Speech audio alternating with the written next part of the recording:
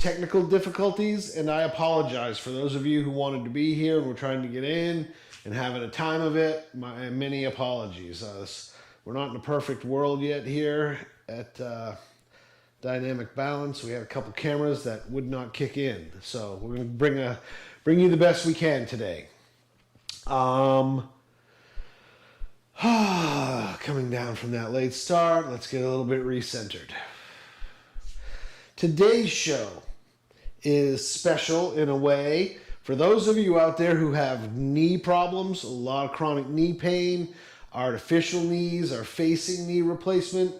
I, yesterday, on a cold, rainy San Francisco day, was walking home with my lunch, and home back to the studio here with my lunch, and I hit a slick paver, and I went down hard.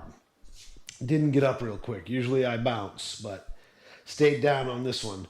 And my knee, it's 2 days later, and my knee is still really, really sore. I'm very hobbled, but we're going to do something about that. I'm going to do the work that I need to do for my knee. And you've seen me do some lunges. You've seen me do some sit squats. You've seen me do some leg extensions with vigor. It's going to be a little bit different today because all that is going to hurt, and I'm really not going to be able to do that. What I need to do today is work on restoring some range of motion to that knee, getting it moving a little bit better, re-engaging the muscles, and it's a lot of threshold respect. I talk a lot about threshold. We always have to be aware of our threshold. Well, we're going to see a lot of that today surrounding the knee. We're going to do, as usual, our foundation work. And we've got a couple shoulder exercises to play makeup on that we didn't get done yesterday. So Matt, if you want to pull up our list, let's get our list started. We're going to do our usual setting base, which is going to be both chin to throat and pelvic tilts. And I'm going to do my usual chin to throat and head lifts, and hopefully we'll see a little progression there. And then I want to kind of abbreviate the foundation a little bit today to save some time for that knee and shoulder stuff. So we'll just do one of the more difficult foundation exercises. We'll do side double leg raise after setting base. We'll come out of setting base and we will go right into those two shoulder exercises we missed yesterday. So we're out of foundation and we're now into specific strength, and it's going to be the abducted shoulder exercises, internal and external rotation. So under that there would be A and B, internal rotation, external rotation. And then we will go to the knee. And first thing we're going to do when I get to my knee is we're going to do a self-examination, right? When you have an injury, when you bear a lot of injuries and you carry a lot of load in your body and you re-injure something, it's kind of hard to tell quite what you did. Best thing to do is stay easy on it, ice, elevate. You want to control the inflammation and not let it go wild. You don't want to totally shut it down, right? I'm not a big pack everything in ice immediately kind of guy. You want to use ice for something because you don't want to let huge, massive amounts of swelling happen. But you do want to allow the inflammation process to work because it's part of the healing process. It's a very controversial element in training and therapeutics right now is how much do you shut down that inflammatory response? How much of a shutdown is too much? I lean toward kind of grin and bear it, get through it, try to feel what's there, and if it's massive, you got to ice it, you got to take some Advil and try to keep that down. But provided Advil is something you can take, right? As I talk here, I'm often talking in spur of the moment, off the top of my head. This is a class for me. I'm here to do my exercises and share the process of getting started with difficult exercise with you, okay?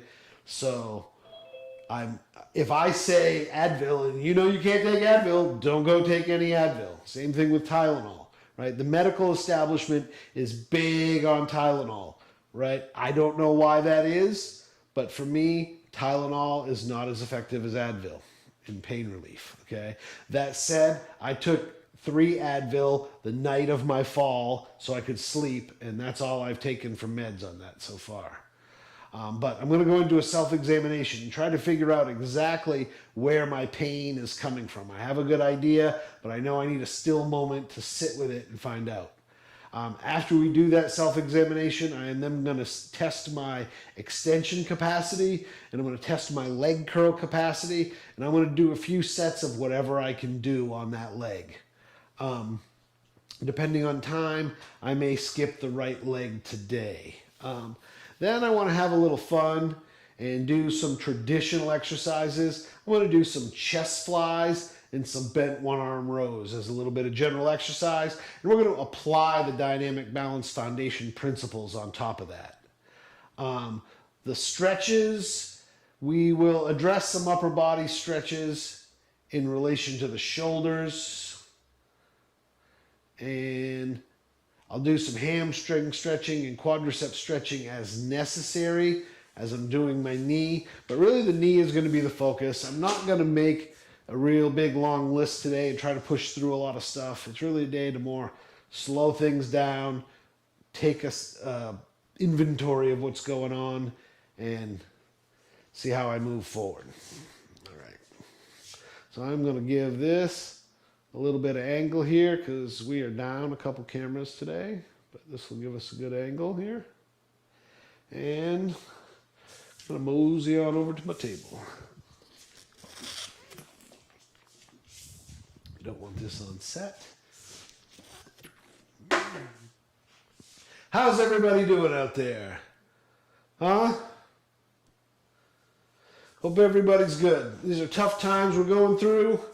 Just had a little moment with myself in the shower this morning there, thinking about just what the frick we're all going through.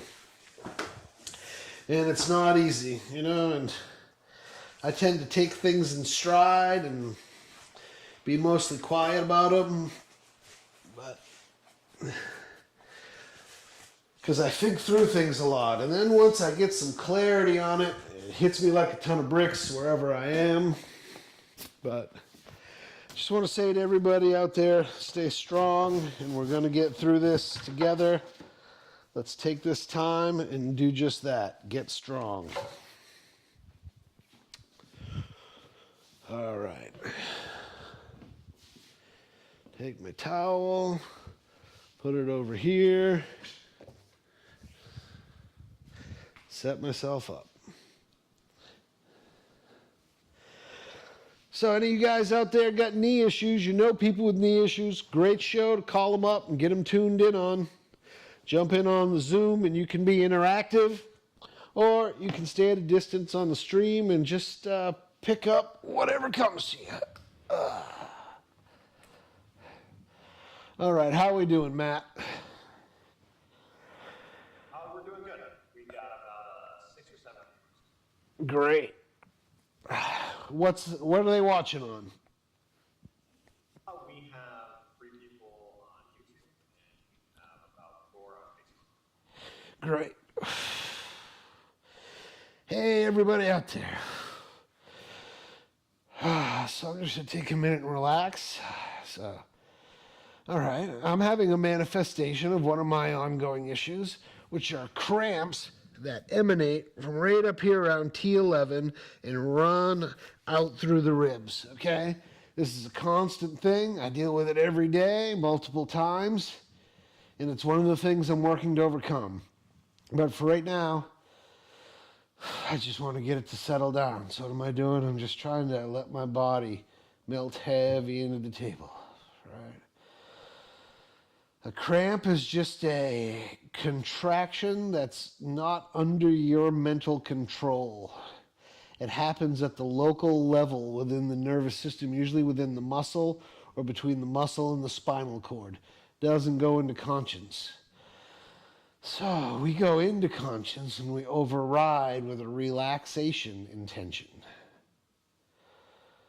It's settling down pretty well now. Gonna work some pelvic tilts and get that set. Dynamic balance, we're here. These classes are all about making your body more functional, right?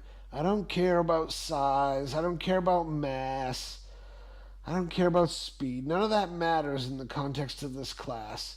It matters that you become your strongest self, just as I become my strongest self. From there, all those other things become relevant. If you're an athlete out there right now and you're struggling, you've got a goal that you can't quite get to, this is the work you need to do to reestablish that stronger base, right? You need to make your machine better and more accurate. And this work is all about making the machine accurate. Okay, I'm going to set my pelvic tilt there. Start working that chin to throat. Oh, yeah.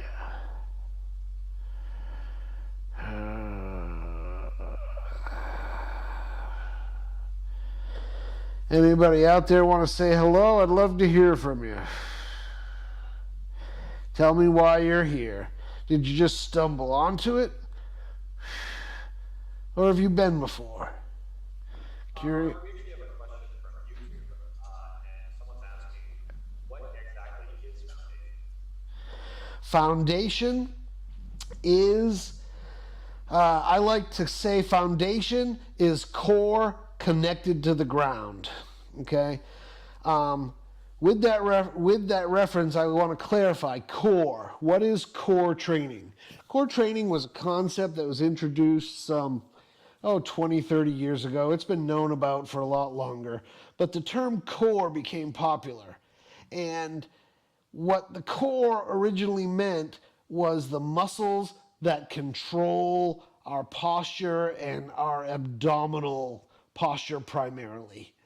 It's the deep muscles of the pelvic floor, the muscles of the abdomen, and I consider core like the deep rotators of your shoulders, all the muscles that control our joints' static positions. That's core.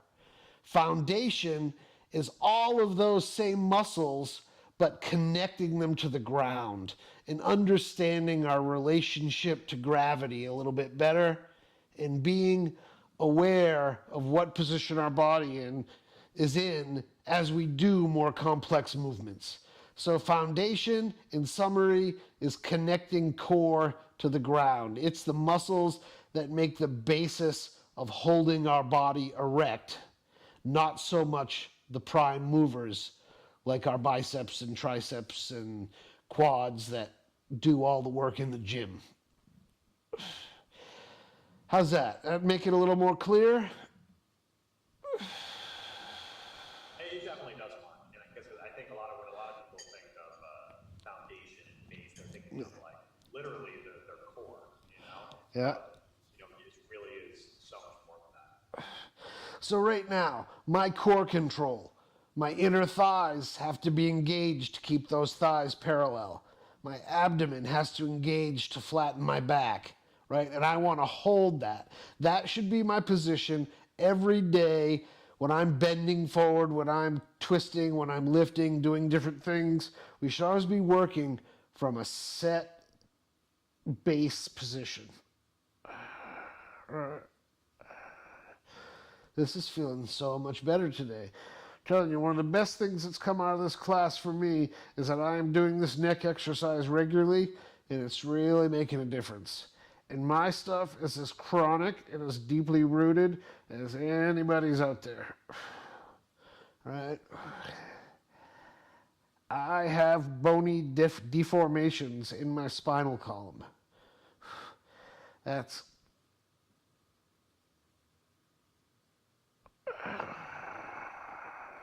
right. Changes happen. When your neck is going bad, at first it's soft tissues that are problematic. Discs, tendons, ligaments, muscle spasms. But as those things continue over years, they actually deform the shape of the bone. That's when a condition is called orthopedic. It's accelerated to a level where it has become an orthopedic condition. Oh, no, where's my pelvic tilt? Better put it back on. Keeping it. Oh, yeah. Hey, Mark, I got another question for you. What exactly is pelvic tilt? Pelvic tilt. So pelvic tilt is a motion. It's a movement, right? We have what our pelvis is a cam-like structure. And when it tilts forward, you're in anterior pelvic tilt. And when it tilts to make an arch that way, you're in a posterior pelvic tilt. What we teach at Dynamic Balance is to open up the whole range of motion and learn control of the whole range of motion. But we want to set into that neutral pelvic tilt, and that's where we want to live our life from, right? It's okay to bend forward and round your back, but you do not want to sit for hours on end with your back rounded forward. It will cause complications and pain, right? In between all those bones are soft tissues. And when we go from this position, our vertebrae are angled like this. They're open to the front. As we do the pelvic tilt, those vertebrae level off. As we arch into a rounded back, they tip forward, right? The vertebra can also tip sideways, right? And we want all of that motion available to us. We do not want to be living our lives like this, right? As those two bony points come closer together, all the soft tissues in the middle of them are compressed. Over time, that creates pain, tissue damage, scar tissue, and the many dysfunctions we see as we degrade as we get older. Okay, so I did my base setting there. I'm going to take a little break, take some breaths. Get in my mind what I got to do for head lift, right? It's really want to focus that chin down. Head lifts are real easy to cheat on because it's hard to see yourself. So I'm going to set my pelvic tilt, set my legs, hold those both together, and then I'm going to draw my chin to my throat, and then I'm going to lift my head, oh yeah, ever so slightly.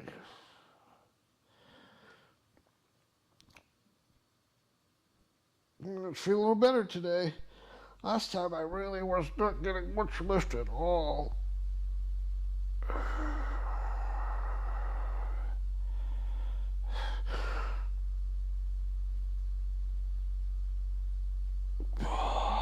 Right? Not a big throw. Anybody can do this. Anybody can do this.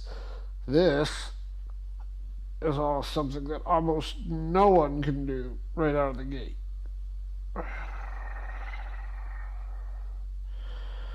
Head lift is an advanced exercise to a degree. You first have to learn chin to throat and have some freedom. Because if you don't, as soon as you lift your head, you're going to go, ooh, ooh, right? If the chin leads, it's not the right motion. The chin leads downward, forehead up. Down, up. There we go. Down, up.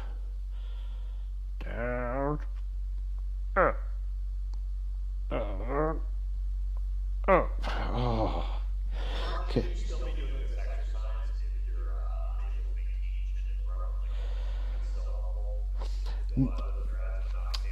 No, you should work with chin to throat until you can do 2 sets of 20 repetitions comfortably. When you can do 2 sets of 20 repetitions and you can hold and sustain a chin to throat and you get to be within 2 fingers of the supporting surface, then you can start head lift. If you still got 3 fingers, if you do chin to throat and you can still fit 3 fingers under your neck, you're not ready for head lift. Okay, chin to throat first. Build that motion in those vertebrae a little bit at a time and you'll avoid injury. Okay? So I'm going to go back right now and knock off a second set of those. Chin to throat, head lift. Chin to throat, head lift. Chin to throat. Connect to my breath.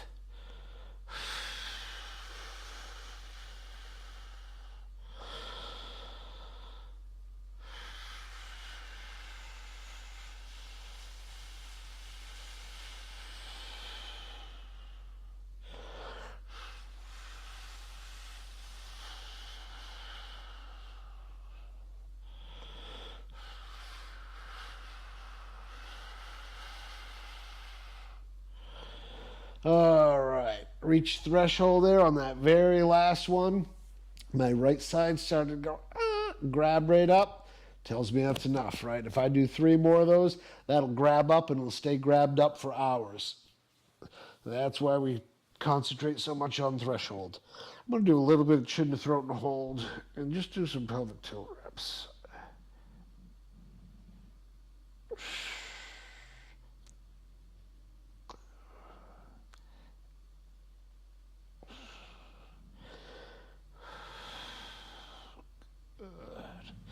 So, a lot of this foundation work we do is fundamental. You guys have seen these exercises before. They're not new. In fact, they're ancient.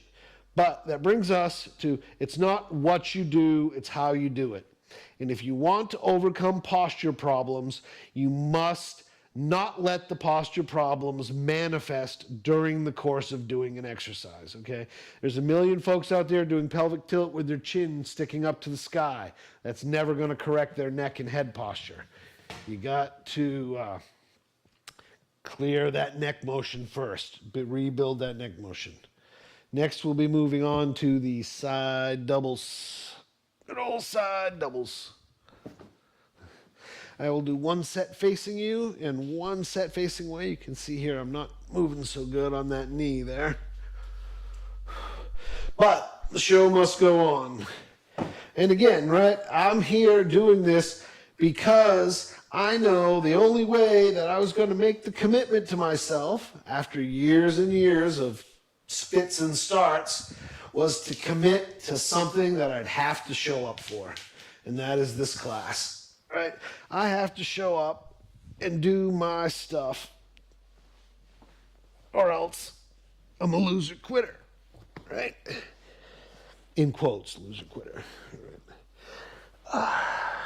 You will, as you get to know me, realize that labels only apply when you accept them, and I generally don't accept them unless they fit. And then I try to change it or embrace it, depending on what it is. Okay, remember our foot position, right? I got flopper over here that doesn't flex up, so I have to give it a little assist. But for those of you out there who aren't missing big chunks of your legs, you can probably pull your feet up to your torso and kick your heels out. Now this is challenging to my knee here, right? Just that straightening my knee. That's barking a little bit, right? So that becomes some legitimate threshold work for my knee there, right? I'm trying to do side double leg raise. But when something stops you from doing something, you stop and work on the problem or the limitation as it is.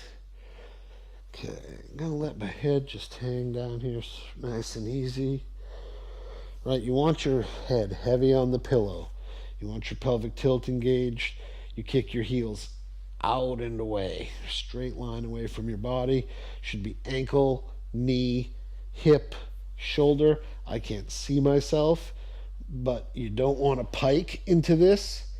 You don't want to bow into this. You want to have a nice straight line. Set up, kick the heels out. Head is heavy.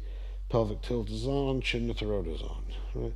Like right now, my neck is buzzing. I got my aura, I call it. Penumbra or aura. It's like a tingly sensation all around the ear and the back of the head when that neck is in a strained position. So I got to let that go. There we go.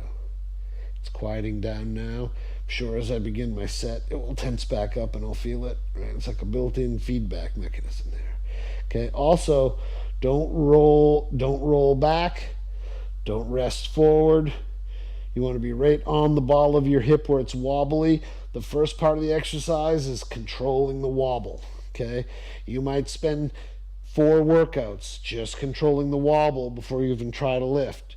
But then the exercise itself is to grip everything together, put that foundation solid, connecting to the ground through that point on your hip, and raise both legs.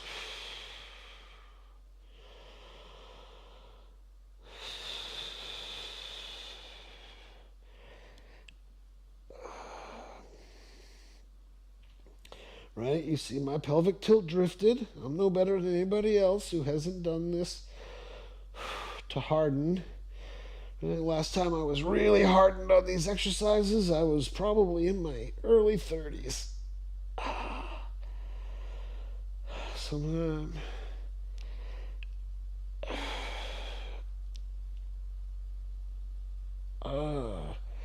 Next coming to life, I gotta let that settle down. Right? Point of first failure. My point of first failure in this exercise, believe it or not, is my neck. Part of the muscle, part of my system that's not even supposed to be involved in it. But that is what fires up first. Before I fatigue, before I get too tired, my neck tends to light up. So I try to keep that reach down in a way to keep my shoulder from jacking up.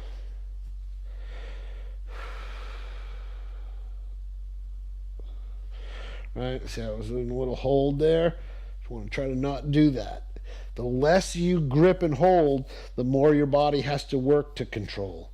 Right, so it's okay when you're starting out to give yourself some support because you're trying to learn it.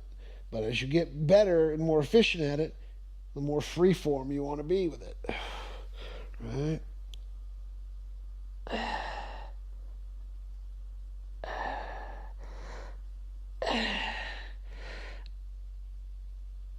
All right. Set number 1, side double leg raise. Knee not exactly happy, not exactly barking too bad.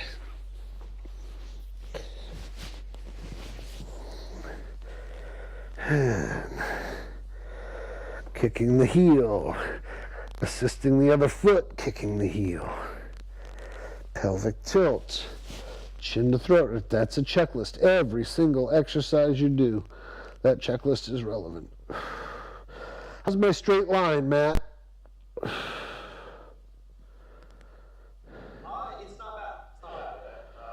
Your legs just be up a little bit more. No bow. Yeah. I'm not giving any of that. It's difficult to tell in this angle. Right, you don't have to lift them high. The work is happening here. This is an oblique transverse abdominis exercise. Hey, Mark, I have a question for you too. How can you tell the difference between good and bad exercise pain? Good and bad exercise pain. There's pains you never want to feel while you're doing any kind of work. And those are in the category of pinching, binding, and stabbing. If a pain is pinching and binding or stabbing in nature, you want to avoid it. It generally means that soft tissues are being impinged between bones, right?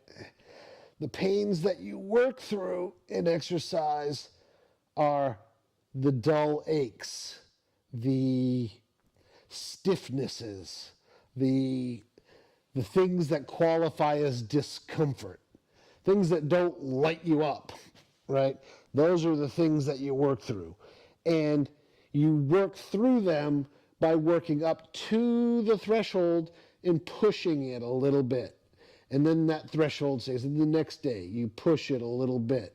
You don't work through things in a manner where you blow through them, right? Working through things is a slow, multi-session process, not blowing through all at once. Hope that's helpful.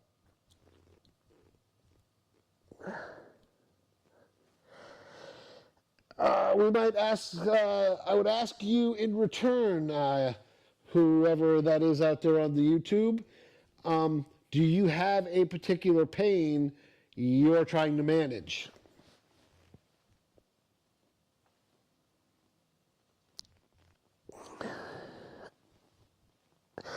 All right, I'm going for it a little bit here.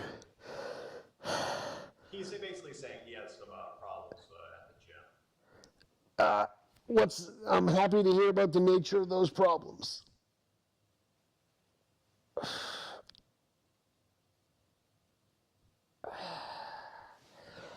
All right, there's our side double leg raise. One set. Maybe I'll come back around on those. I'm gonna get up, take a little break here, move around.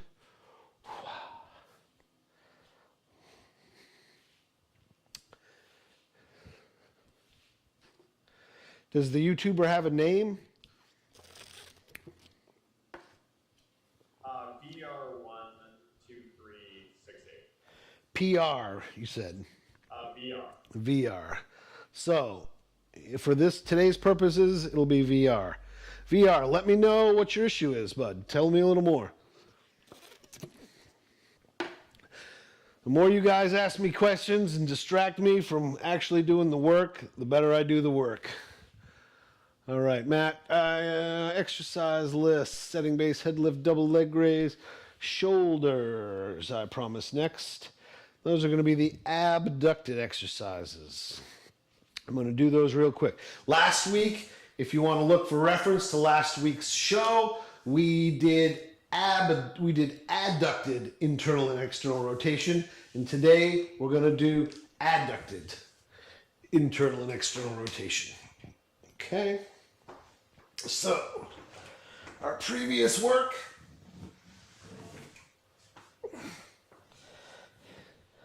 was adducted, added to the center mass of the body, as opposed to abducted or taken away from the center mass of the body. All right, again, I'm going to start out first with my lightweight. First thing we want to do is establish a 90-degree angle here between the arm and the line. Right, here's our straight line through our shoulder, becomes relevant. Shoulder, knee, hip, ankle. That's the other line that we're making the 90-degree angle with.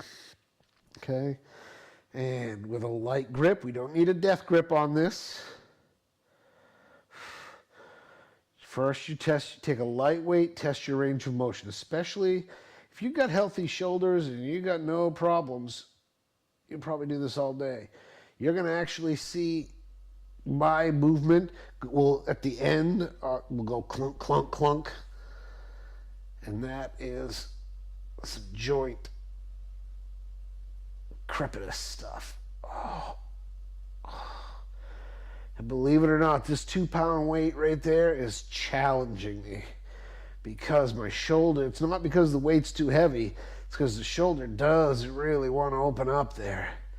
And that weight plus gravity, is plenty enough to just keep it rotating, right? As long as I try to relax, that's enough weight to get it rotating.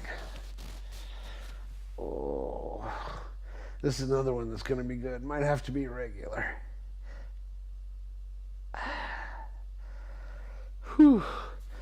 Now, as a young man, I used to be able to throw as hard and as far as I wanted, as many times as I wanted, with no problems at all. I was on vacation in Montana last year, tried to skip a rock. I thought my arm was going to go halfway across the lake with the rock. It was quite a pathetic performance.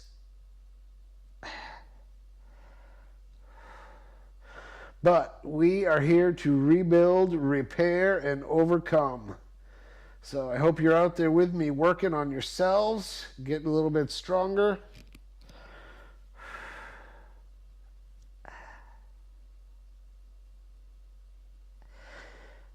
Any more reply from our YouTuber? No, looks like he's being shy, but that's okay. You can be shy. It is. A lot of times, if you're feeling a pain or an impingement in the weight room, there's two things to do. There's modifying the exercise you're doing to work around it, and the second level of care is to go in and correct and try to restore function to the joint so that it can do that motion. That said, there's many, many movements that are done in gyms every day that should never be done. Period. Mark, how about you tell, just for my own edification, could you tell me what exercises are like that you really think people should never be doing? Exercises people should never be doing. I'll pick two just off the top of my head. drop squats, where you drop your ass all the way down to the ground with a loaded weight on your shoulders, or overly deep leg presses.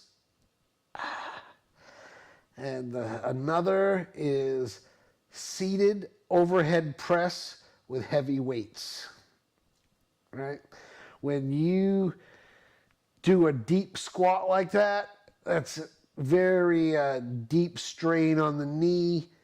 It goes through a range of articulation on the knee that's very susceptible. It has a very high force transfer and is very wearing on cartilage. And at those limits, you're also putting your cruciates at strain. Let me finish this here. Oh, got to work that out a little bit. That is abducted external rotation on the left side. Now I'm going to do my right side. So where was I? Drop squats. Yeah, don't do them. And another, the seated overhead press, especially with heavy weights. When you sit on a gym bench that's made of steel and just a little bit of padding, and you take those weights on your shoulder, that entire weight of your upper body plus the weight you hold in your hand compresses directly on the spine, right? So if you're a bodybuilder and you've got 100-pound weights, one in each hand, the forces that you're creating in your spine, the compressive forces, are tremendous. And you can cut those forces in more than half through the spinal column simply by standing up and letting the legs bear some of that load. Once you add the ankles and the knees and the hips and the muscles that attach to them and use them properly as shock absorbers, it really removes a lot of strain on the low back. So those are two of my never do, there's no need to do them exercise list.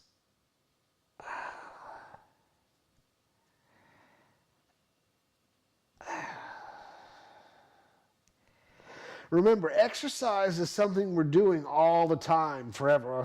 See, I was way out of my pelvic tilt on that. I don't know how many of you caught that, but that was a doozy of a slack there. So I'm going to put that back on, go back to my shoulder. Relevancy, base is part of every exercise. Hey Mark, how do you find that sweet spot between going a little bit too far and not going too far enough? Like, what is the ideal amount of You establish an internally conscious mindset where you're in your body and paying attention. You're not distracted by other tasks at hand, and you go slow and breathe, right? You can't, the biggest problem with breaking threshold is when you go fast. When you go fast and you're doing movements rapidly, you're often very much distorting your posture to get that done. And though you may feel no pain or discomfort from it, the cumulative wear and tear is a factor. I was about to say, when we exercise, we're doing something over and over repetitively, presumably for a lifetime, right? So there's a high volume factor. You can do excessive movements that have a high wear factor to them here and there as part of your daily life.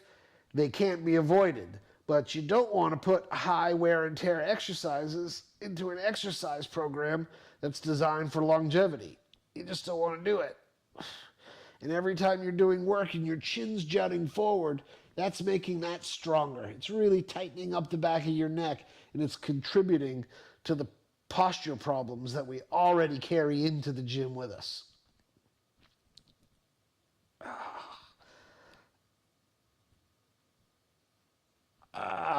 We didn't get to the big ratchets on that one, but we will soon enough. Okay. So there's two versions of internal rotation, right? One, we're back to abducted. That was external rotation. I'm rotating my hand outward. Now there's an internal rotation, right? And I'm going to passively, it's internal. Oh, right? See my shoulders start to rise? That's the dominance of this reflex. The stiffness in the shoulder, it's looking for room. How's it going to get the room? It's going to let it go forward.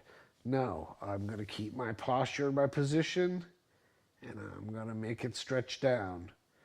So like many of you out there who are just starting out with these shoulder exercises, these are as much about stretch right now for me and range of motion opening as they are strength, right? I could do this exercise with a heavy weight and I could rip it out and I'd feel like shit after, and it will have done me no good. I first need to restore the range of motion and then bring strength to that restored range of motion, right? I also need to get my anatomical cues better. My pelvic tilt, chin to throat, shoulder down and back, right? I have the distraction of talking to you guys right now. I'm going to put that out of my head. I'm going to come inside. I'm going to set myself up.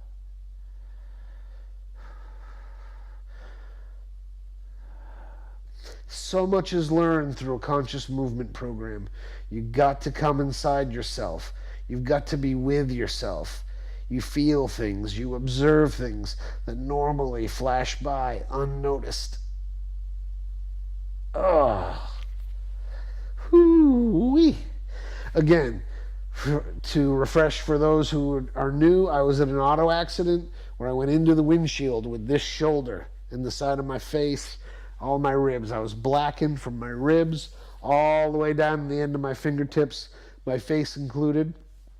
In the hospital, they wouldn't let me look in a mirror for 3 weeks after I became conscious. So it was about a total of 5 probably before I looked in a mirror.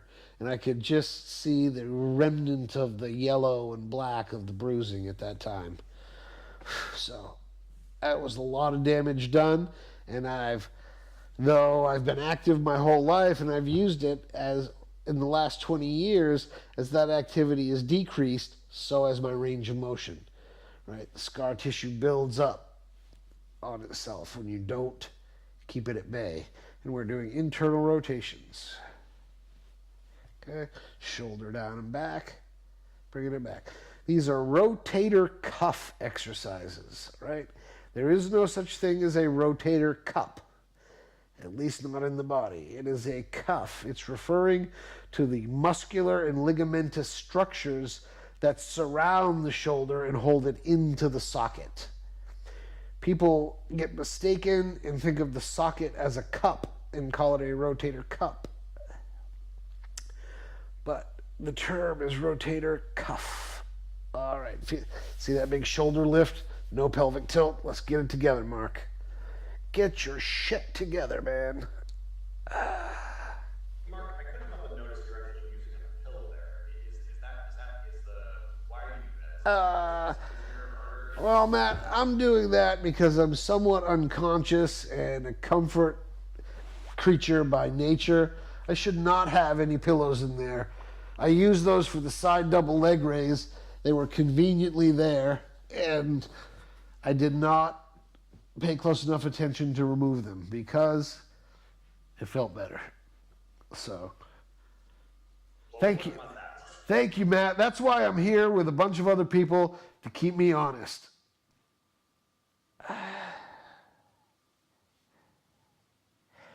Is there any situation where someone should be using a pillow? Yeah, if your neck is really sore and you have a big arch in your neck and you can't, if it hurts to lay your head all the way back, if you can't lay your head on the table comfortably and relaxed, you should use pillows to start. Okay? And even with the pillows, you can do chin to throat, right? A lot of people out there, if you've got some really advanced neck stuff and your neck is really crowned forward, you'll have difficulty laying on your back comfortably. I understand that. Take a couple pillows, start there, and as you work over a period of months, you'll find that you're able to become free of the pillows. You'll be able to lay with your head comfortably. And if that is your situation, trust me, it's worth doing this. Your sleep will increase tremendously.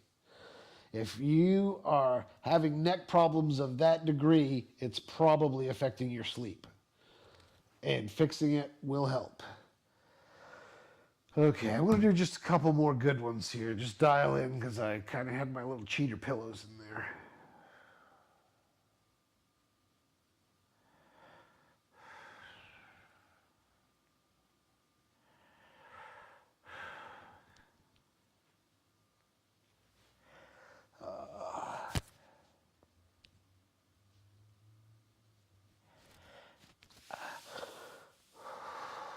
One thing we all do as humans is we make excuses for why we cheat and why we don't do the things we should.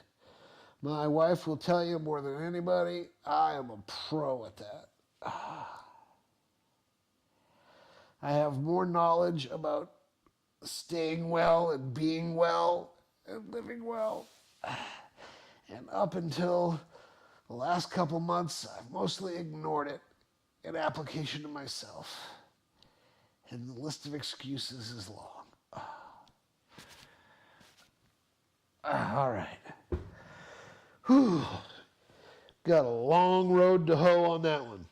Notice I brought the 5 over. I did not use the 5 because it was not necessary. And I don't care. Right? You can make fun of me and my pink weight all day long if you want, and I don't really give a rat. All right. I believe, and that's the same attitude all of you at home should think about, right? You don't want to go walk because somebody will make fun of you.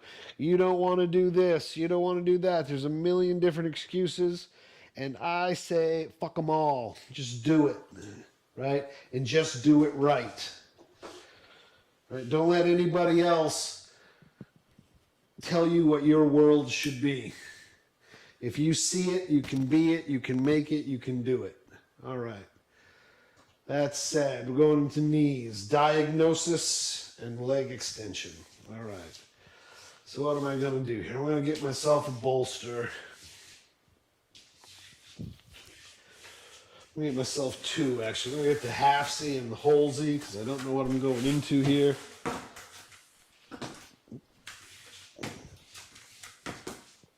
And I'll face up with you over here and see what we got. A couple other tools too. Excuse me.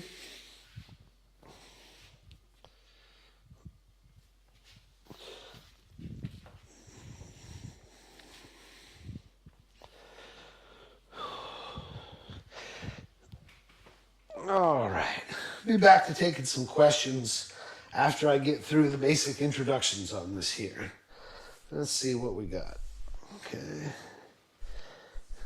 Got my old gouge wound finally healing up there and being sealed. All right. So any of you out there who have experience in therapeutics, right, let's take a look at this old rickety knee of mine, right? So these are called lateral and medial draw tests. It's testing the integrity of the ligaments and how tight they're holding the knee. And you're going to see I'm not held very tight. I'm drawing an imaginary line here. This line is going to stay straight. This line stays there. We're going to measure the deflection of the lower leg. Okay, in a normal person with an uninjured knee, that deflection should be about 2 to 3 degrees to either side. And you're going to notice I got a lot more than that. Right? Boom, see that deflection? And what I'm testing is how is that deflection comparative to before my injury? Did I really mess up and lose some more stability? Right, see that? I'm just going to repeat that motion just so people can see it. You can see I've got some adhesions here where tissues are stuck down, and when it moves, kind of that little scar is stuck there. You can see I've got some swelling above the knee. I always have a little bit of that, but that's definitely a little more puffy than the day-to-day. And I have a lot of pain in the back of my knee too, right? Because I just did the lateral drawer test. One I can't do with myself so well. Let's see if I can. Put this under here. See if I can do a anterior distraction flexion test. Yeah, there we go. Right? So that's the movement I have front to back on my knee. Right? So what I'm doing is I'm putting these fingers under the femur and I'm pushing my femur up while putting these thumbs on my tibia fib and holding that down. Right? And that is what it looks like when you got no cruciates, basically. But palpating, I can't find any extreme hot spots in the back. Though when I fully extend, that's when my pain is. I'll explore that more deep. Right now, I'm just palpating, okay? And I'm not feeling anything out of the ordinary tissue-wise, right? If there were a tear or if there were a bony, right, I have artificial knees, so it's a metal plate on top of a bone. Have to be concerned about separation there. Have to be concerned about what little ligamentation I do have left laterally and medially. And if I had really done any ligament damage further, that would be hurting, and it's not. So I'm pretty comfortable that I didn't hurt lateral or medial ligamentation there. And I'm pretty sure I didn't do anything. I don't really have much of a cruciate in there. I think I got a little PCL still attached. It's been a long time since I had this done, and I can't remember. I think they left some PCL intact on this replacement. All right, so now to what does hurt. It definitely hurts when I extend it. So what I'm trying to do now, hurts when I extend it and use these muscles.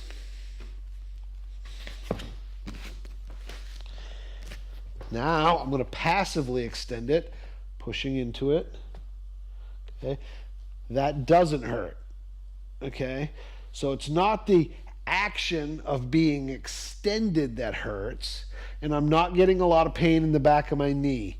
When I was paying attention to it walking, trying to see what it was, I was having difficulty discerning whether it was the front of my knee or the back of my knee, right? And I can extend passively. When I hit the end, there's a little bit of pain, but really, it's when I activate that quadricep that I have my symptoms. So it's really confirming my suspicion. My suspicion was in the manner that I fell, which I can somewhat reenact. The fall was such that as I walked, this foot hit and slipped. This foot was on the ground and tried to catch me. It couldn't catch me, and I fell more or less straight down. And the knee bent, and as I've showed you before, this knee, that hurts. Knee doesn't bend very much. And I kind of squashed down on it. And when I did, I compressed tissues in the back of the knee, and I extended and overstretched, tore basically, tissues in the front of the knee that limit that range of motion. Now, I showed you my range of motion before, and I could go to here fairly comfortably. You guys have seen me glitch and hitch in relation to my knee before. It's usually a pinch in the back. Today's hitch and glitch is all over the front of this knee. So I'm going to do a stretch right now. It's not going to look like much, but yeah, son of a biscuit. All right, so I'm going to give, what do I want to do that after. Right now I'm just going to put my foot on the floor and try to creep forward into it a little. Those of you out there with bad knees that don't bend, or knees that are sore, everything I'm doing is relative to you. You want to apply slow, steady stretches. See, I'm going through that range of motion, right? If I were to not use the range of motion I had, I would lose range of motion. If I waited 2-3 weeks for this to kind of repair itself and knit all back together, I would experience less range of motion and less function after that point, okay? Well, guess what? I've injured this thing 100 times in the last 20 years. Falls, bangs, overexertions, various things like that, and not done my rehabilitative process after. And that's how I came into this restricted situation in the first place that I now have to try to win back from. So now I'm rocking forward and back on it. Kind of at the end. I'm at my threshold. I don't want to go much more here. Although the longer I sit, the better it feels. Remember, I'm dealing with an acute situation, but these limited exercises for folks who are in a chronic situation, you've got to do the same kind of stretches to open that back up.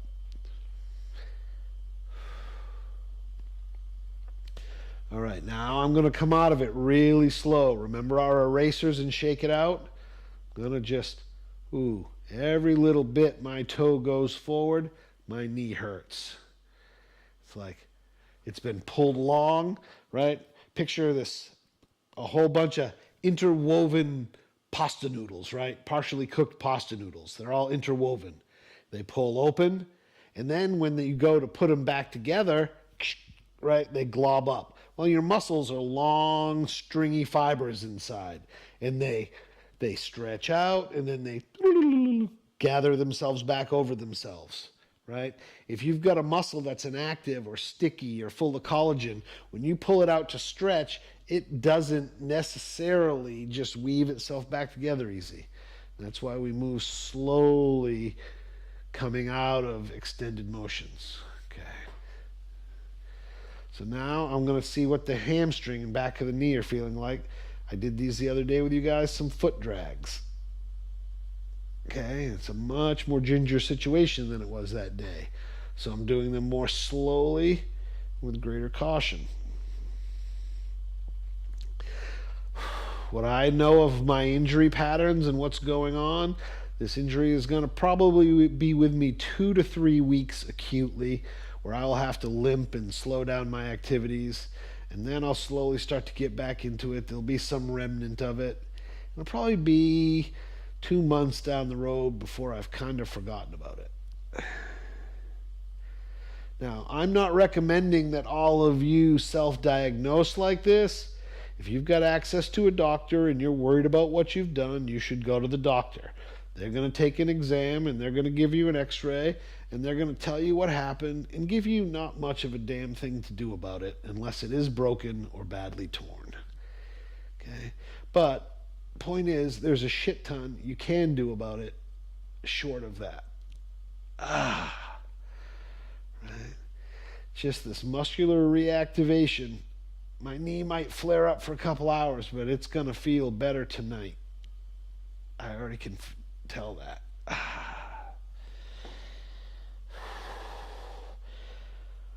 And I want to thank you all for being here, because I would probably be blowing this off, working on a paper or a video or something else like that if I wasn't here with you. I'm going to use this to massage out some of the back of the knee.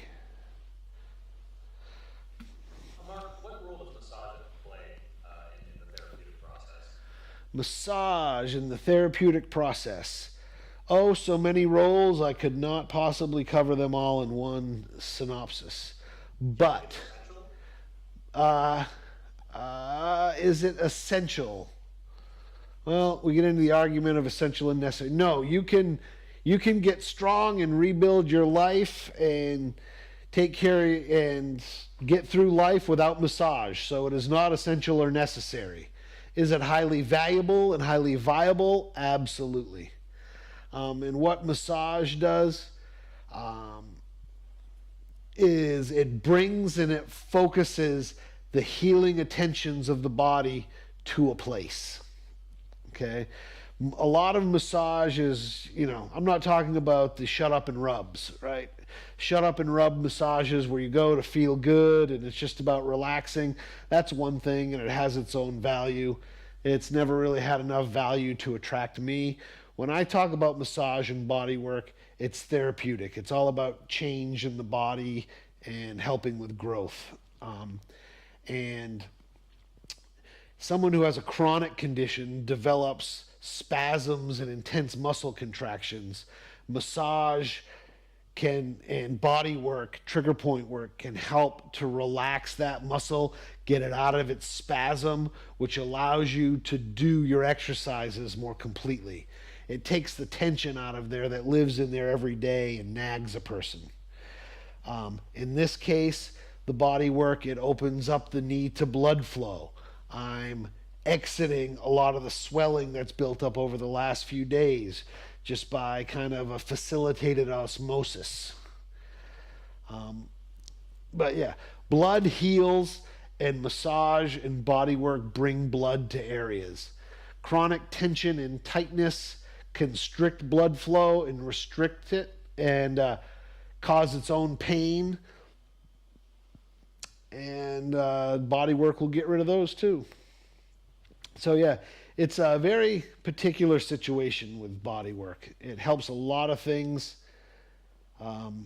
from general stress and feeling better to decreasing pain in one's lumbar spine by getting rid of the tension that it carries.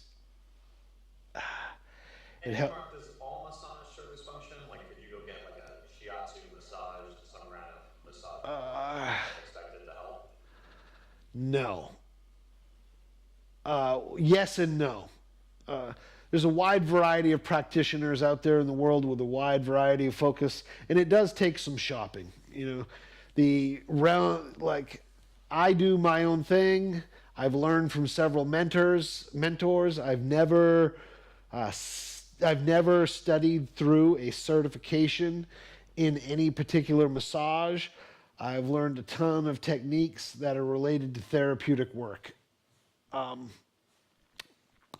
So going out there, there's a lot of practitioners that, might do Swedish massage, and they give a great massage and do beautiful relaxation. And if you have posture issues and chronic pain in your shoulders and neck, going to that person is going to help you and give you some temporary relief. It's not going to get you over the hurdle of solving the problem, right? That will require exercise and active work on your part. So at Dynamic Balance, therapeutic physical care is a combination of body work, exercise and strengthening, and mobilization. And that's really what it takes to rebuild.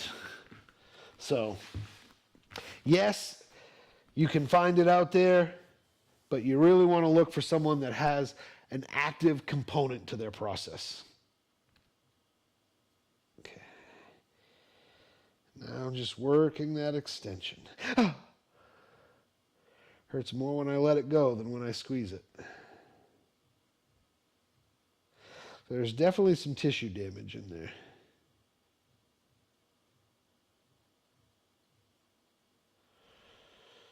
And again, slowly, right? The question earlier was, how do you not cross threshold? You slow down. I let my squeeze go too fast, and it hurt, took me past threshold. I slowed the next one down.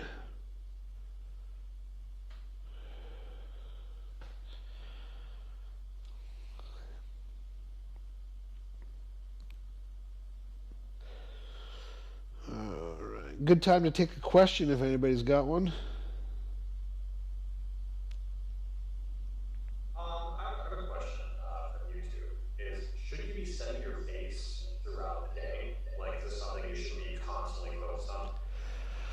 Yes, at first, when you first start this process, you start unaware and naive, and it's difficult to even find your base. Through work and effort, you will find your base and establish it, and as you become more familiar with it, you'll catch yourself not holding your base. And yes, reset it.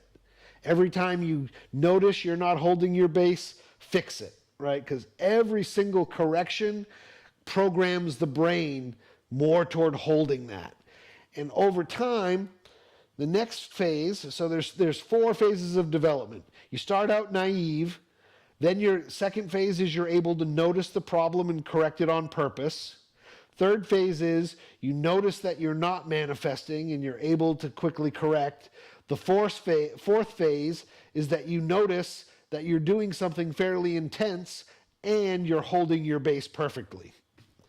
So it goes from naivete to awareness to ability to intercede to automated.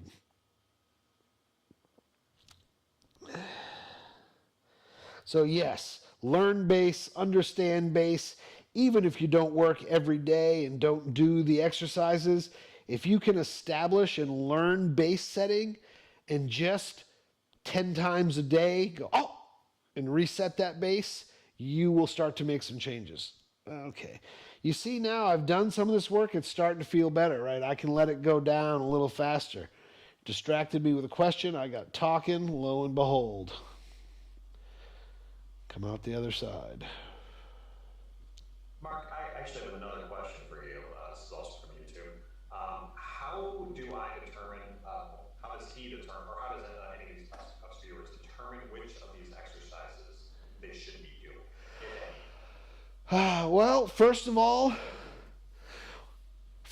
everyone should be doing foundation work. Whether you're a well-developed athlete, okay, I'm going to start doing a little bit of ball roller massage work on top of this here, which you guys can observe as I talk. Everyone should be doing foundation work. The foundation work really is just about fighting the perils of daily life. Even if you're an advanced athlete, I have a surfer that I work with. She's 20 years old and has neck and shoulder and posture issues already, and she surfs. Well, she's manifesting a lot of the forward head behaviors and other stuff on the surfboard, right? Because that's the way we domesticate, is to be in that forward position.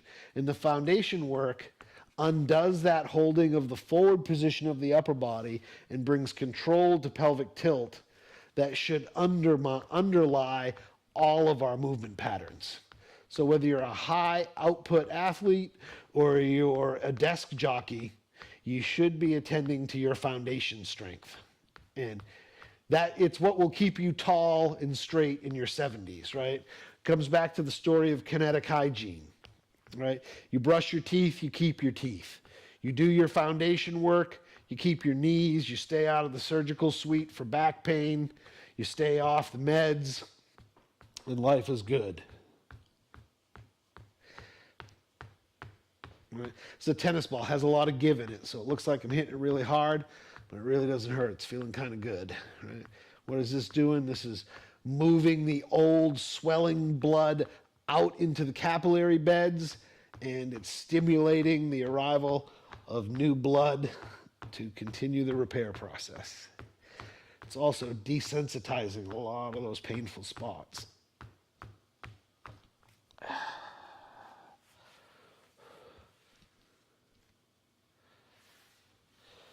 Yeah, look at that. You were witnessing me doing those first exercises. I could not do this movement that rapidly when I started.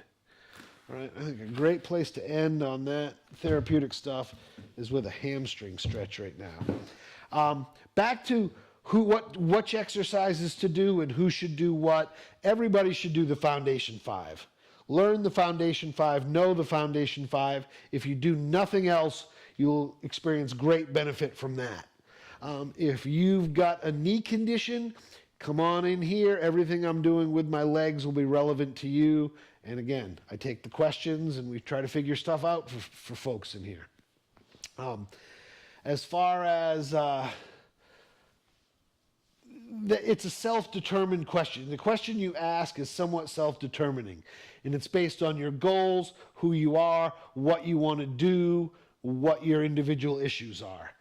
If you just want to be comfortable in your daily life, you're great with the Foundation 5. If you've got some shoulder and neck pain, then you're going to want to do more of the neck and shoulder concentrated work. Same thing with the legs, knees, hips, whatever your problem is. Generally, people are motivated to start this process because they have a problem or an issue, and often the discoveries they make in attending to that issue awakens them to other issues that they might have, or awakens them to wanting to avoid such issues in the future. And there's a certain volume of work that will help you get to your goal, and that's the work you should be doing. And that's why this class is every Tuesday and Thursday. It's a very loose format. Over the course of time, months and years, we're going to go over a lot of different exercises and a lot of different angles on a lot of different exercises, right? Everything's a progression, right?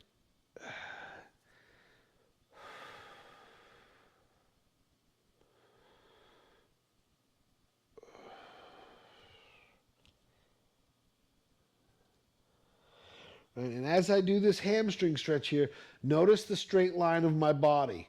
Notice that I'm forcefully setting my base and posture and pivoting forward at the hips, right? My nose to my thigh distance makes no difference at all in that hamstring stretch, right? It's my navel to the table distance that makes a difference in the hamstring stretch. So I get straight and proud, I tighten up, and my focus right now is I'm moving my navel forward, right? You move when you put the focus, your mind on the navel and not the nose, you do this and not this, right? This is a nose-focused hamstring stretch. This is a navel-focused hamstring stretch. Hips are square. Mark, how come you're not using chin to throat for this exercise? Because I'm a failure, Matt. Oh, okay. I thought there was a... How's this? There we go. Also, with chin to throat, do you want your neck being perfectly in a straight, or like in a roughly straight line with your spine? Well, let's take a look. So here's my chin to throat. That's fairly accurate. There should be a slight curve there, exaggerated at the round of the head, right? That's way too much. This is where we tend to go. This is the domesticated posture. Forward and with the head folded right there, right? What we're trying to do is counterbalance that and be here. So the answer is you don't want to be here, right?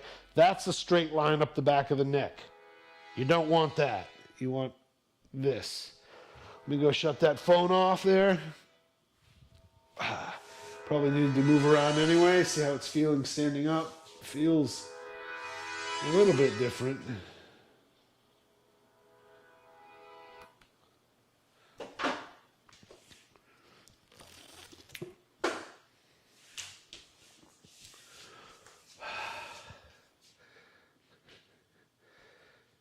Yeah, so it's definitely a little bit better.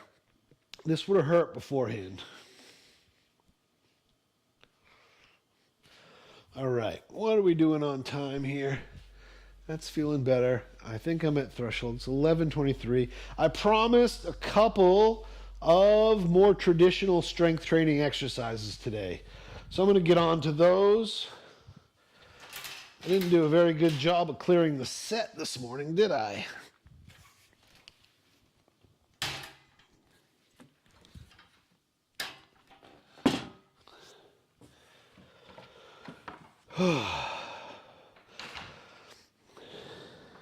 Who we got out there, Matt? Anybody familiar from last time?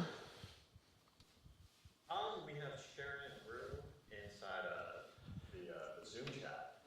As far as familiar faces, I'm not so sure. All They right. could be out there, but they're all shy. Well, welcome Sharon and Rue. Rue, I hope you're doing good out there. Those leg exercises, knee exercises we just did, those little extensions, those little leg curls, right up your alley. All right. And I'm going to take this, what I'm going to do right now is more of a gym exercise, okay? And I guess I got to give Matthew some camera on this.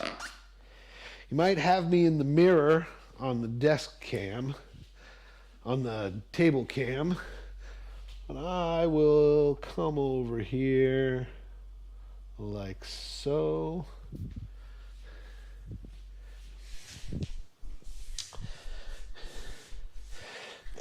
I'll bring this into the field of view of both cameras.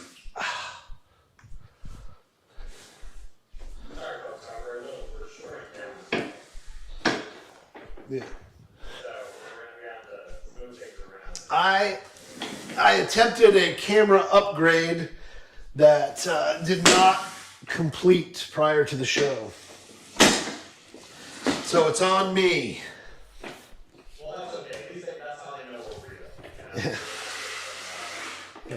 Massive corporation where we're real people trying to turn out. I called Tarantino and tried to get some cameras from him, but he wasn't having it. That's a joke. Don't want to defame Quentin.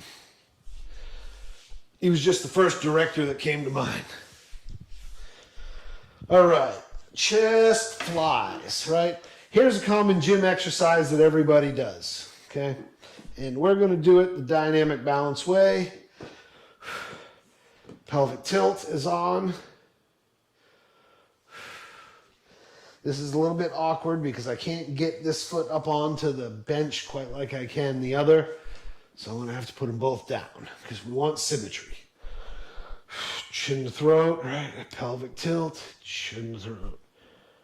Right. And I'm going to have to do some work to hold these because on this bench really wants to just let the back go. So you got to put a little extra emphasis on the pelvic tilt here. And we come up. I've picked 12 pounds just kind of randomly. And we want to open slowly. See this turn I'm doing? That turn is very, oh, hear that shoulder? Oh, see it? Chunky movement right there, boom. I'm doing a very short one because my right shoulder is making all kinds of noise. You might even be able to see it kind of moving rapidly in the camera in chunky sections like that. Is that something people should be concerned about? Is like, joints popping in and out? Is that inflammation?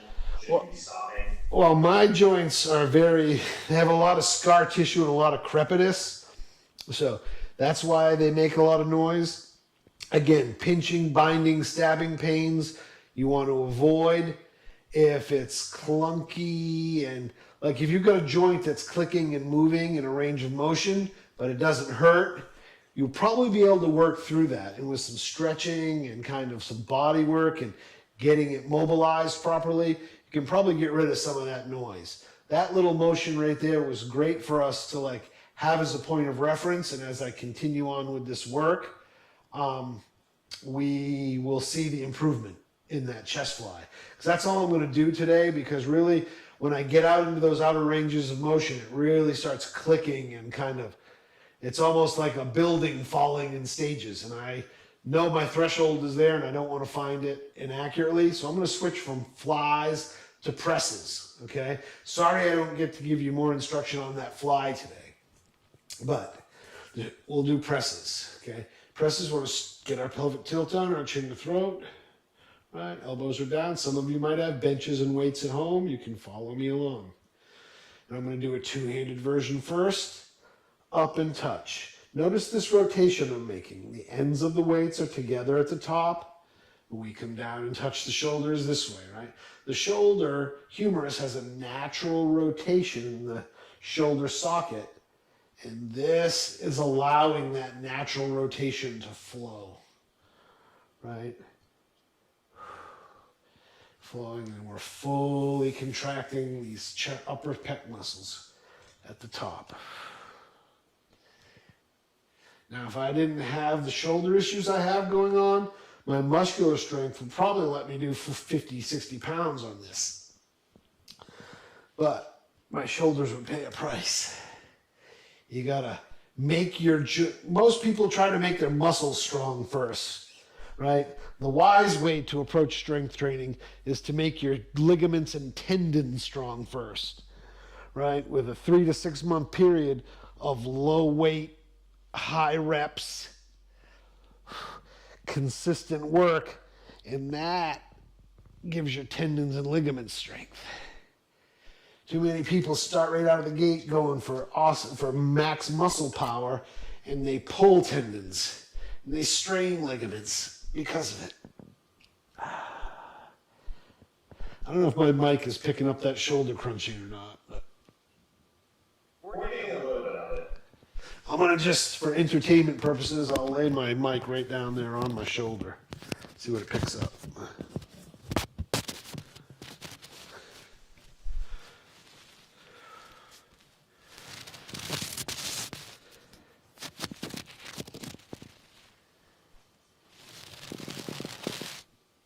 Hear those? Oh, yeah.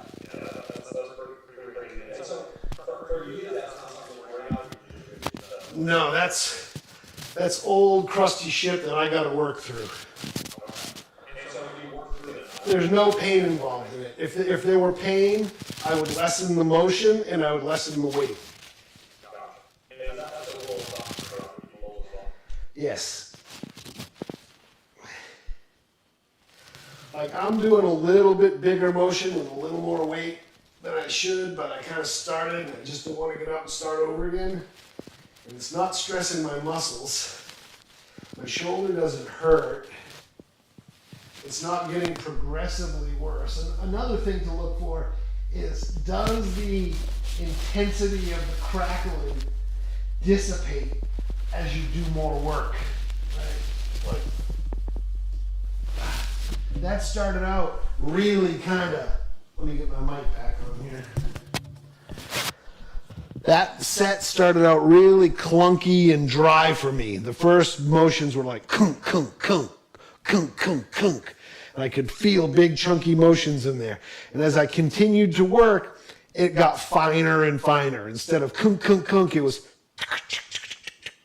right. The nature of the clunkiness changed, and toward the end of the set, it was actually feeling fairly smooth.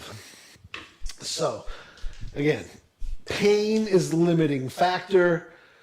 If my shoulder, you saw that the way my shoulder was, I stopped doing the flies because I was afraid of going over threshold and like losing control when the weight was out there, so I switched to presses. Right. Again, getting back to it's not necessarily what you do, it's how you do it. All right, and now I got some bent one arm rows coming at us. So we're gonna set our base, right? And here's where foundation comes in. We give a lot of focus to the first knuckle of the big toe, right? If you watch our pelvic tilt video, in any of our other videos, we talk about the first knuckle of the big toe being in contact. That's where foundation begins, right? We don't want to be on the outside of our feet. We don't want to be on our heels. You want that first knuckle of the big toe engaged and be ready to go.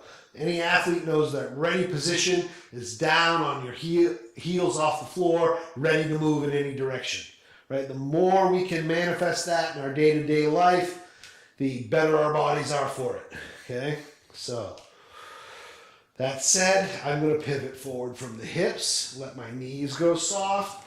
I'm going to come out here and bridge. Now I want about 50% of my weight on my hand, about 50% of my weight on my feet. My toe knuckles are engaged. My knees are engaged, my hips are engaged. My back is flat. I'm not rounding and I'm not caving, okay? My shoulders aren't collapsing. They're strong and firm, right? So for some of you trying to do this exercise, you're going to have a hard time not being here. And the exercise for you might start with just like a little half push-up. Notice my elbow is bent and I'm moving my shoulder. I'm not extending my elbow into it.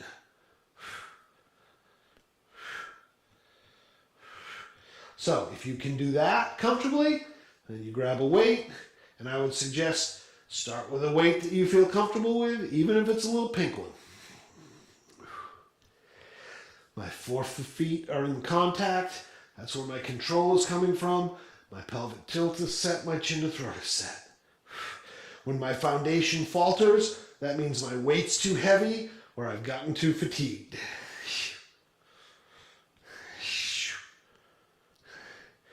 This is one I could definitely use some more weight on. Shoulder feels fine. Right, all my restrictions and everything that makes my shoulder clunky is in the front. What muscles should you be working with here? Where should you really want to like form Mind muscle connection is going into the back of the shoulder here.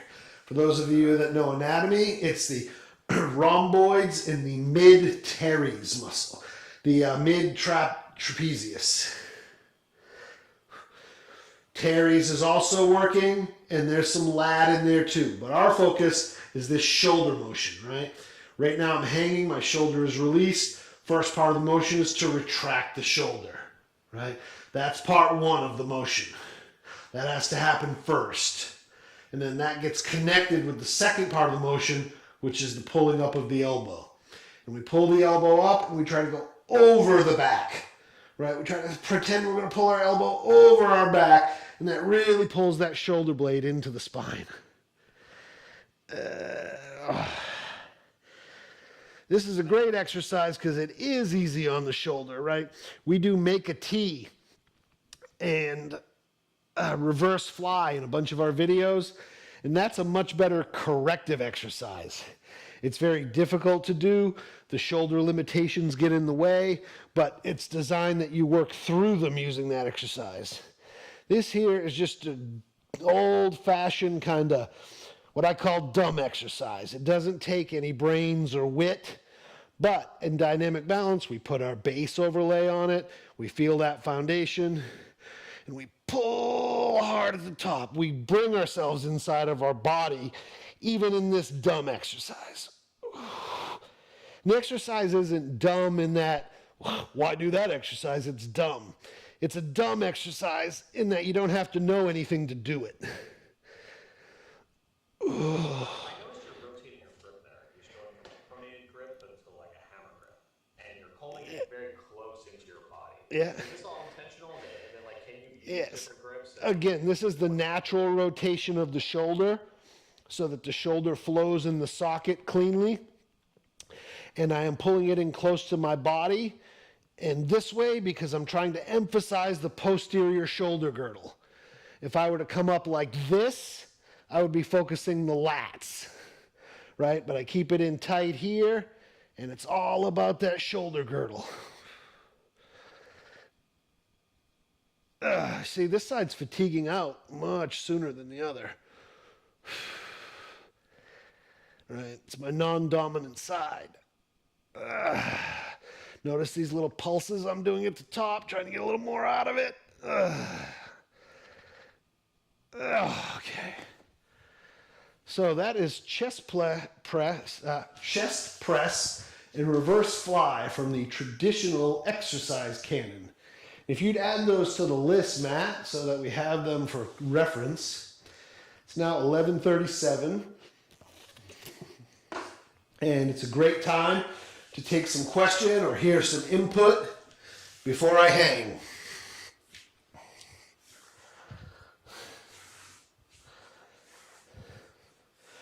Who's out there? Somebody talk to me. So the exercise that you're just doing, what kind of pain would that help? Like, was that like, is that like a supplemental exercise part of a great program?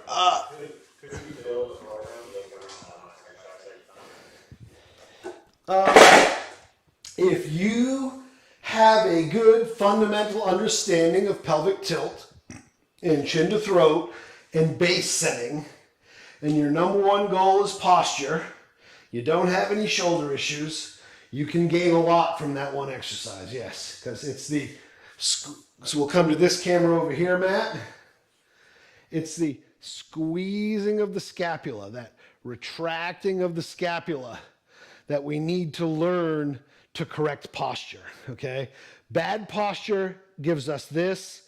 Good posture gives us this.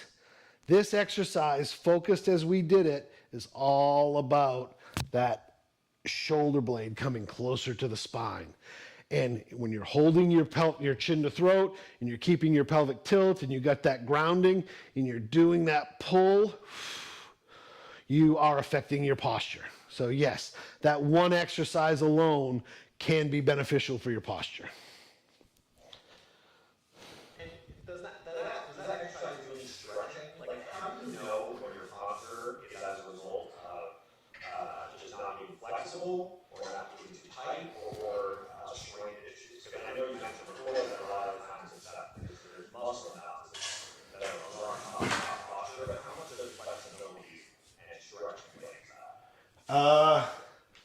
Yes. That was kind of a joke answer because everything you said was real.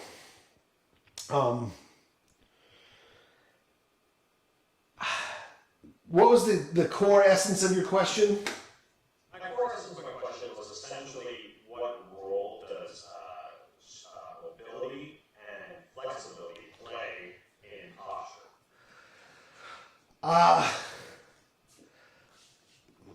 Bad posture is primarily a result originally of strength loss. It's a loss of strength in the posterior neck and a loss of strength through the shoulders where everything collapses forward. Over time of being rounded forward, that creates limited mobility. It becomes more difficult to open up. So you're kind of asking a chicken or egg question there. Because someone who has an injury who is, say, in a sling for 6 months, when they come out of that sling, that shoulder's it's gonna take conscientious effort to get that shoulder back to its previously held position because it's so used to being rounded forward. So in that situation, the mobility limitation may have originated the problem. But in our society, for most folks, we're already getting there just from domestication. So I would say limited mobility is more the egg, lack of strength is the chicken in the case of posture. Does that make sense? Yes, it does. And I just also want to ask a question about your pegs, because a lot of times when people think of strength, they're thinking about what? Just being able to lift heavy weights. And I think last time we talked, you touched on endurance strength and how you're also like, there's also a part of strength where you're just holding things in place. And I also kind of want to ask you is like, how you go, or what exercises or exercise principles are used to develop endurance strength versus explosive strength? Matt, you're full of big questions today, pal. Long, slow hold. That would be my advice for building the endurance strength. And one thing I was pointing out when I was talking about that was most training and most fitness is focused on prime movers. Pecs, bis, tris, quads, hams, abs, right? Some people will pay attention to calves. But those are our show muscles, right? Our go muscles are the deep rotators around the hip, are the muscles of our neck, are the muscles of the low back, right? If you spend hours and hours and hours in the gym building all of your prime movers and no attention to your low back, you're going to end up with a back injury at some point. It'll just be that straw that broke the camel's back moment. So you got to also do that foundation training that makes those muscles that stabilize you strong. Think about it. You're doing a set of overhead presses. You're hammering away, right?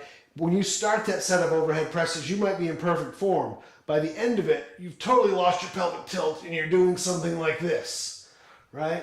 It's all about when we do our exercises and we do our pelvic tilts and we do our walking man and all of our other slow exercises, you're making those muscles hold for long periods of time against a force that wants to distort your posture, right? So it's the long sustained fight against distorting forces. Those distorting forces are your overload. Not the dumbbell in your hand like for your bicep that's overloading your bicep. It's the extreme will to hold your posture against an overloading force that makes your foundation stronger. Is that making any sense?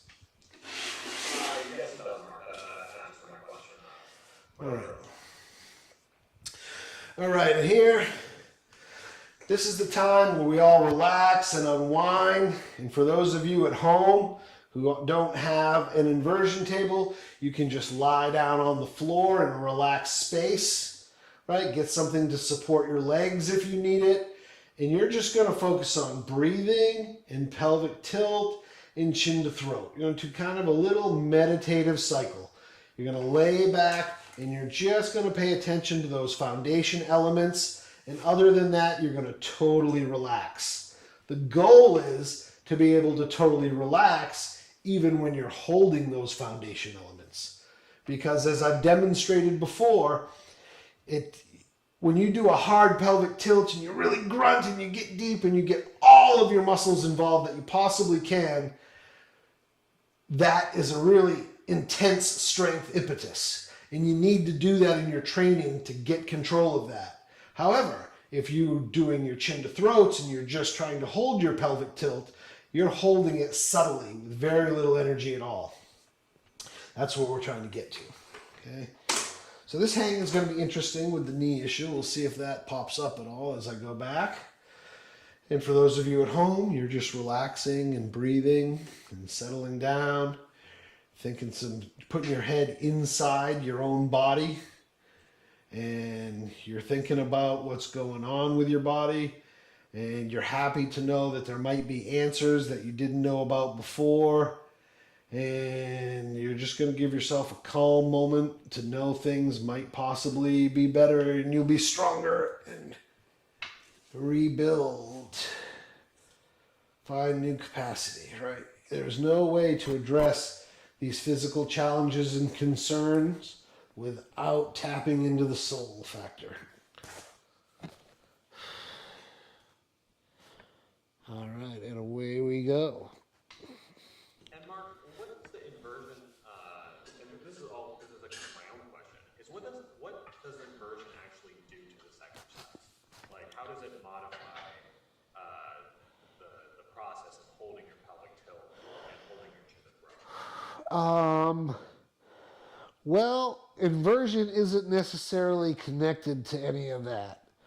First of all, when you're doing inversion, pelvic tilt kind of corrects itself because of the way you're hanging. Chin to throat corrects, right? If you had no tension in your body at all and somebody hung you from your feet, you just hang in a straight line. If you've got a lot of neck tension, when you hang, you're going to do this, right? But gravity's here to take that away for us. What we're doing when we're hanging is trying to contract nothing. Trying to totally relax and let joints elongate, right? We're going to get space in the hip. We're going to get space in the knee. Going to get space in the ankle. And we get space between each vertebra all the way up the line. Right? And I do work my chin and throat when I'm in my hanging.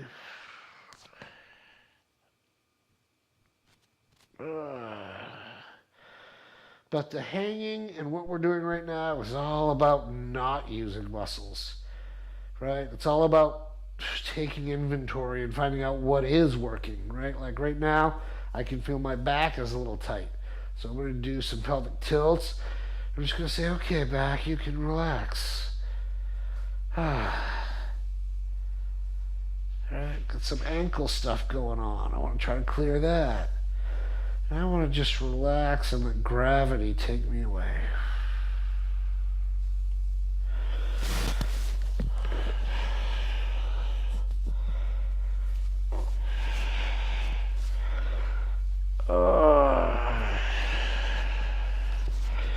Right, my shoulders don't allow me to hang my arms straight and relax. So I have to hook them in here, give my shoulders a little bit of relief, or else I can't relax.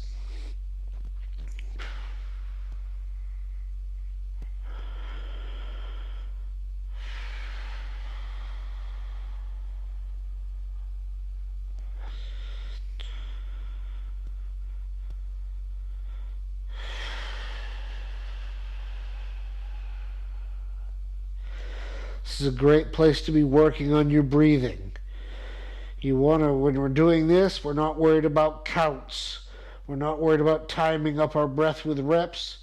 We're just worried about full breaths in with full exhalation.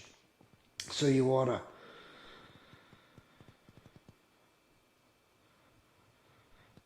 fill up all the way.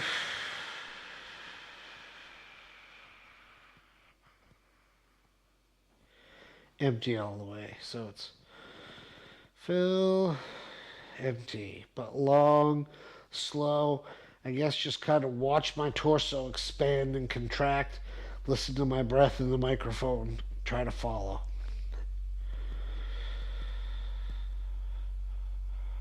Does the position of your arms matter?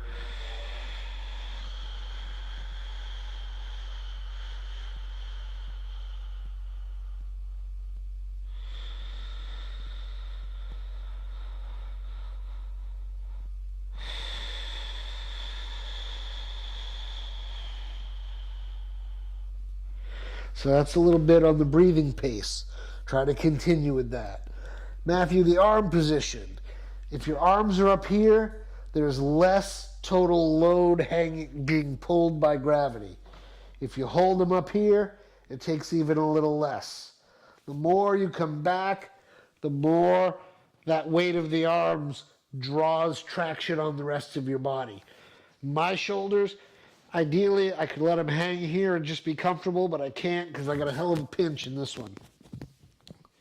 So you don't want to hang your arms in some position that's uncomfortable, first of all. This is fairly comfortable for me and gets some weight up there.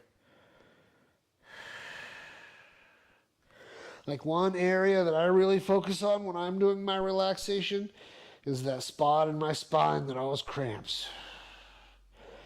Try to actively let that be longer. Starting to feel more comfortable. It's only been 3 or 4 sessions that I've actually done the hanging, the inversion here, but I am starting to feel more comfortable with it. I don't get quite the my head's going to explode feeling that I was getting. My ankles are tolerating it much better. And they were sort of the limiting factor, so I would say a couple, 2 or 3 more sessions of this, and I might be ready to invert a little deeper. Those of you at home are just feeling your bodies get heavy onto the floor. Relaxing and breathing. Right, and I find something tight, and I contract it, and then I let it go.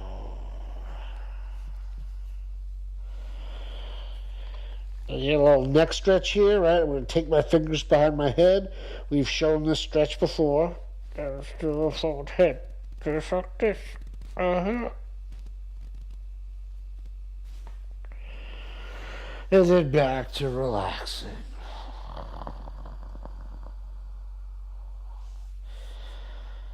Remember, reversal of lymph flow, reversal of blood flow, reversal of the osmotic pressures of the body all happen. The decompression of joints. That's what you get in the inversion therapy. And I'm going to start to come out of this now. We didn't set a timer today that I know of. So I'm going to get my back. When I hang for a long time and I really let my back relax, it gets a little like, owie, I don't know if I want to come back into having pressure on me. So we do some pelvic tilts and we activate it. And then we come and we pull ourselves out of it just a little bit to neutral. And I'm going to get my ankles free, do some more pelvic tilts. Get my knee action going. Oh, there we go. Right, that's all eraser work. We've shown you our wrap and slaps and some butterflies and bicycles. You have a whole category of exercise we call erasers. They're all just about relieving the tension that we put into our bodies every day. All right, folks, and with that, we have completed another Helping You, Helping Me, and I thank you for being here. I thank you for your questions. I will be back again on Tuesday. We'll have our other 2 cameras up and running, and maybe a few new cool production features for you, and we hope you'll join us. Tell your friends, tell your family, share with others, watch in a group, do it all together. Every Tuesday and Thursday, 10 a.m. Pacific time, Helping Me, Helping You. Thank you all, and over and out.